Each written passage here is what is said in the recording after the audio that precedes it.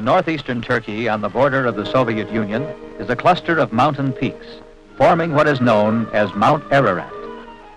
Down through history, there have been countless stories and reports of the existence of a large boat-shaped artifact on the high reaches of this mountain.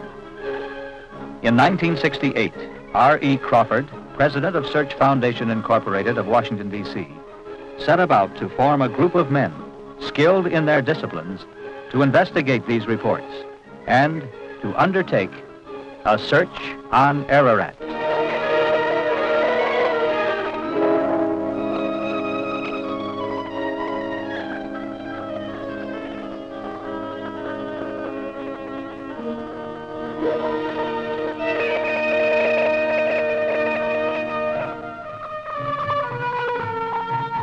In Turkey, our journey began among the surroundings of early Byzantine Christianity and the Ottoman Empire.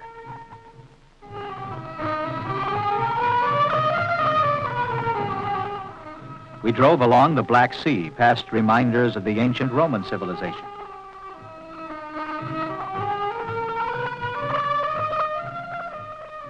This magnificent land of contrasts displayed its beauty as we passed through high, misty mountains dense with foliage, down to the treeless eastern plains, where we had our first view of Mount Ararat, towering to the elevation of 17,000 feet.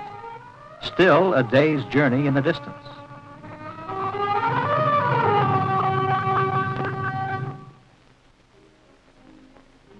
The next day, at the foot of the mountain, we changed our mode of transportation to donkeys and horses.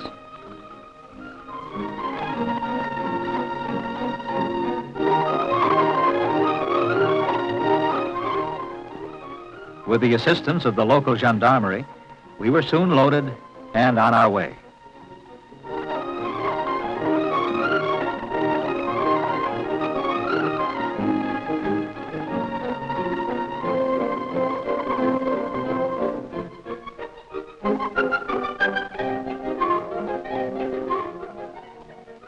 The ascent took 3 days, days of challenge and fascination.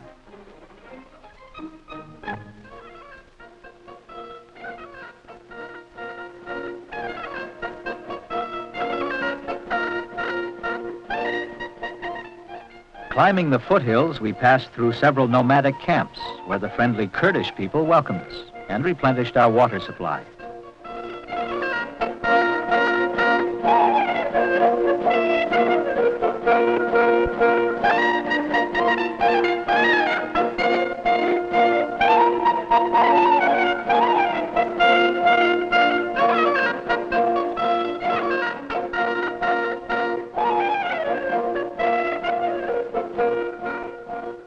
After resting and adjusting our packs and equipment, we were on our way again.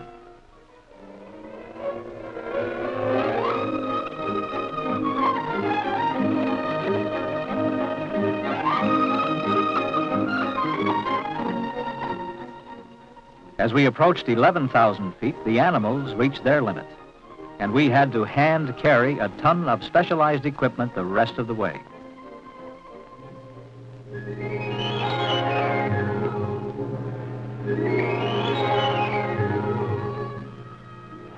As the sun rose on the 4th day, we were already established in our base camp at an altitude of more than 12,000 feet. We eagerly prepared for the first day of our operations.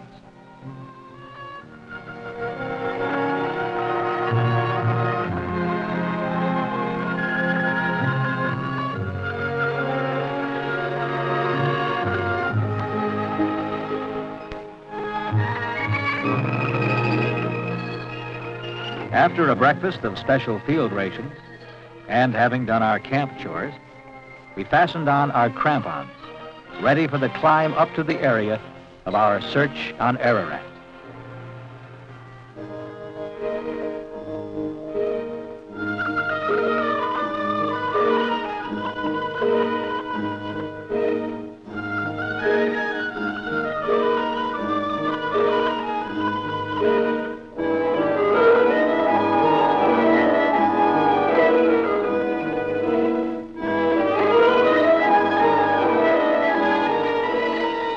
The high altitude and hazards along the way made this part of the trip the slowest and most difficult. A watchful eye had to be kept for moraine-encrusted ice, rock falls, and crevasses which continually opened as we climbed to and from our area of operations.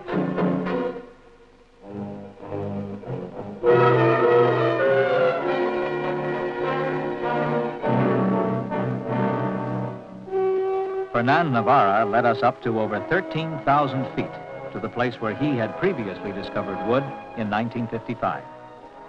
We immediately began a reconnaissance of the area in preparation for our search.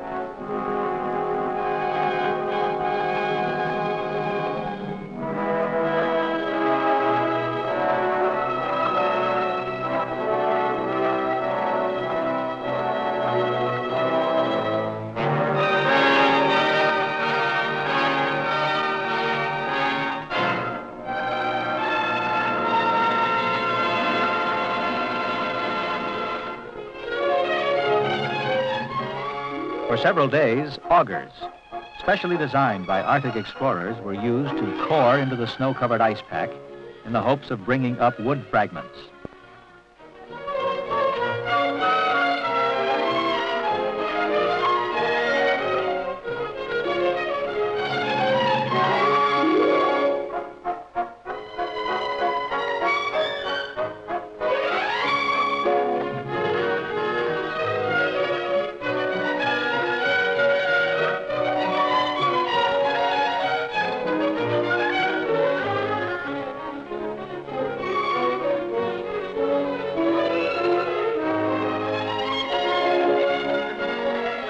Daily, we continued to core with the auger set in different locations.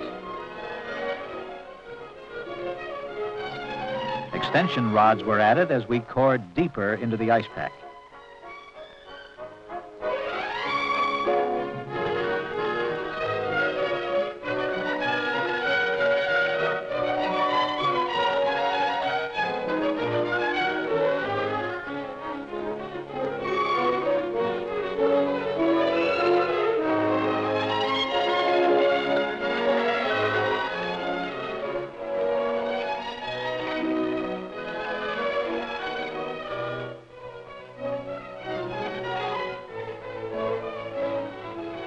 Though this technique did not bring visible results, it was beneficial to our study of the ice pack.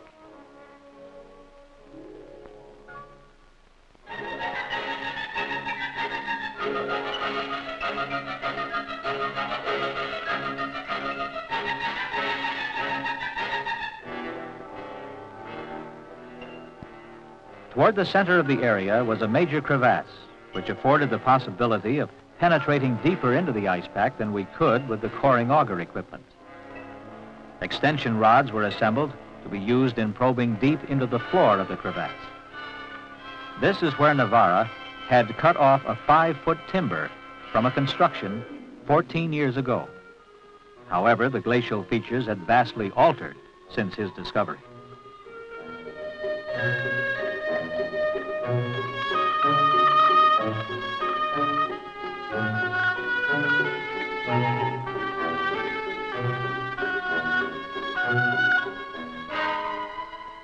Electronic equipment was used in an attempt to determine the depth of the ice pack and perhaps the extent of any artifact.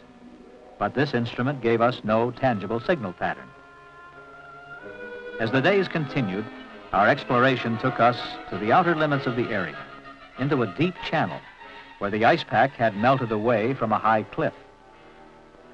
In the channel was a melt-water pond, which seemed the most logical place to probe.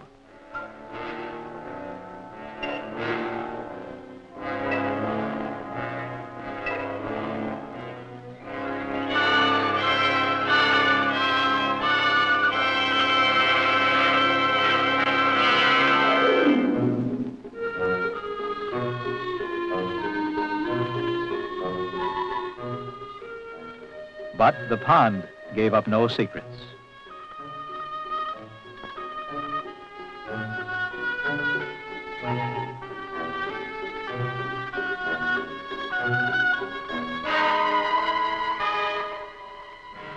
On the 9th day, we began exploring the channel. Fernand began digging along the subterranean outflow from the pond.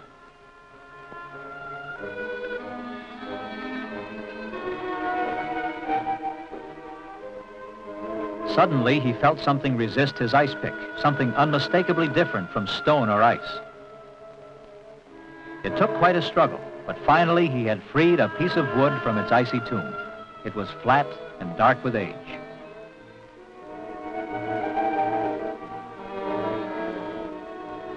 We continued digging in the channel, and 2 days later, several more samples of wood were uncovered.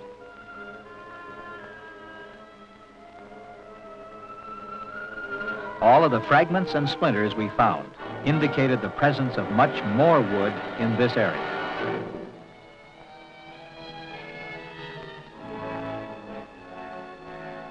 What is this wood which reputable scientists believe to be of great antiquity?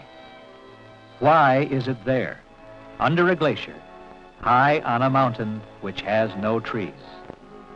Search Foundation intends to find the answers to these questions as we continue our search on Ararat.